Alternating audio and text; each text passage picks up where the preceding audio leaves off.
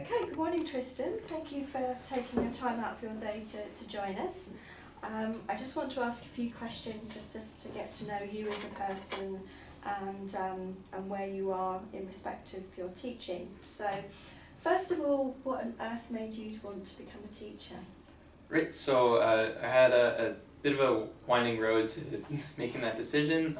Originally, I had a passion for music. I knew I wanted to go into music. I didn't know exactly where.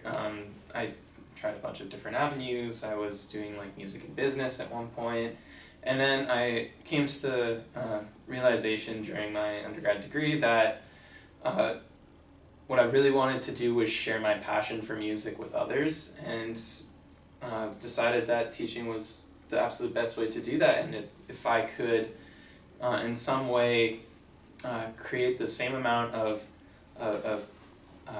passion and the same love for music that I have in my students, then I would be incredibly fulfilled both in my career and as a person, knowing that I've helped someone else to develop that same feeling that I have. Brilliant, thank you.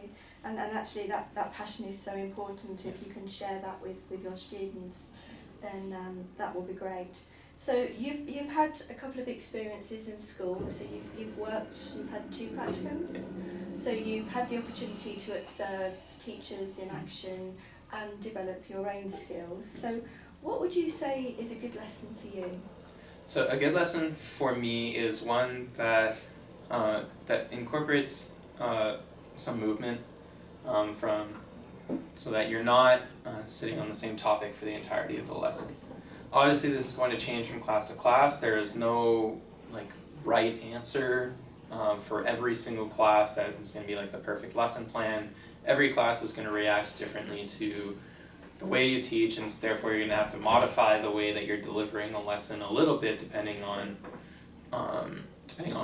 who your class is.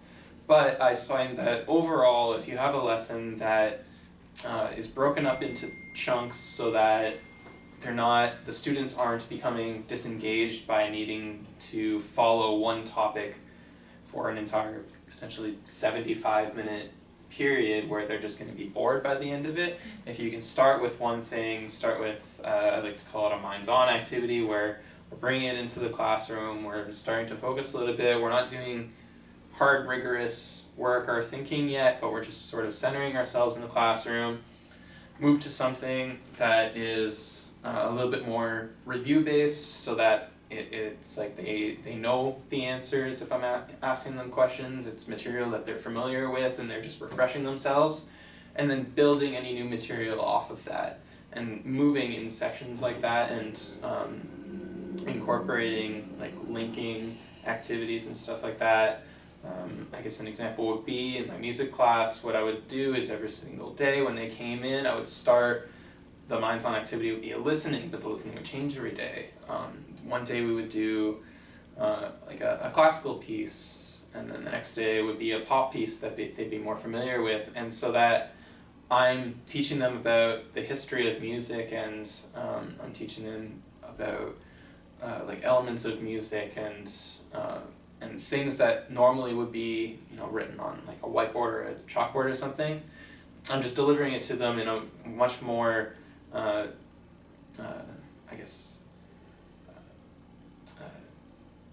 acceptable, a much more understandable medium, and a much more fun medium for them, so that they're engaged with the topic before I move into the more rigorous progress work where we're working towards an inevitable goal. I just find that that's a good way to keep students engaged throughout the duration of a class. Okay, well done. So music is obviously a very practical subject, which is fine if you have got students who are really engaged. There is always going to be the possibility that you may have students in there who maybe don't want to be there. So have you had much experience of children who have been disengaged that have been quite a challenge to you? So absolutely, in my most recent practicum, I had a grade 9 open level music class that had a number of students. Roughly half the class were on IEPs. A lot of them had behavior issues that were a challenge on a daily basis, and it wasn't just a challenge for me. Like, it was students who were known throughout the school as students with behavior challenges. And so for me, a big thing was not giving up on these students even when they had potentially given up on their own learning.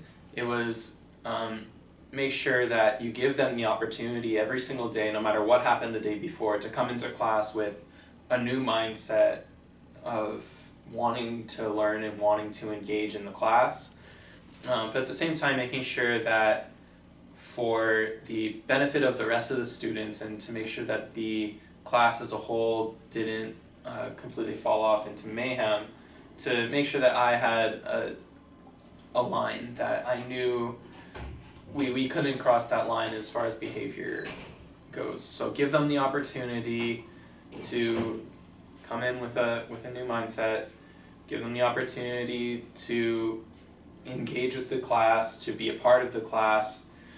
But if they didn't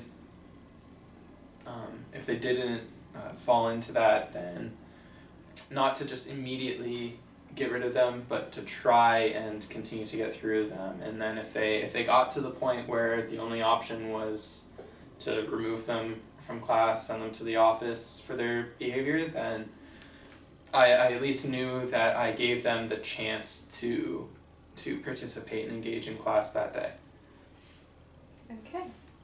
I know, Tristan, you set yourself high standards, that you want to be a good professional and do the best you can. Yeah. What would you say, you've learned the most from the mentor teachers that you've had? So I definitely say that that classroom management aspect of teaching was a big thing on my placement. I really enjoyed being able to sit down with my associate teacher or mentor teacher and to just talk about the lessons and how they went that day, to be able to get feedback from him, to hear from him what I did right, hear things that potentially could have gone better, get some suggestions for things that I could go home and improve, or go home and look up this new tactic for delivering this music lesson. And I really truly valued that interaction that I had with my mentor teacher, because ultimately he has experience and I'm very new to this, and so being able to talk to him and to be able to learn from his experience and approaching every single day on my end with an open mind that I absolutely don't know everything, and I'm potentially learning just as much as the students in my class are at that time, was hugely important to me. And I guess specifically, my mentor teacher told me to establish routine and to make sure that the class knew what my expectations were, and that was a huge way to help with classroom management and to help with any sort of behavior issues that you have in a class. And then my professor from Queens, when he came and visited and gave me my feedback, told me that, I guess, first off, to give students a chance every day. He's the one who helped me develop that mindset of don't give up on students even when they've potentially given up on themselves, and to exercise your patience as much as possible with these students, because ultimately that's the goal, is to be able to help your students achieve something. You want your students to leave the classroom with something. But then the other thing he said to me that really stuck with me, that I really liked, is that from a personal standpoint as a teacher, you aren't necessarily going to be able to get through to every single student every day. So approach every day with the mindset of it's a new day, what happened yesterday is gone. Allow your students to come in to have the opportunity to learn, establish what your boundary is, and if things don't necessarily work out, then don't get down on yourself as a teacher. Reflect on what you did, think about what you can do better, but ultimately you're not going to necessarily be able to get through to every single student.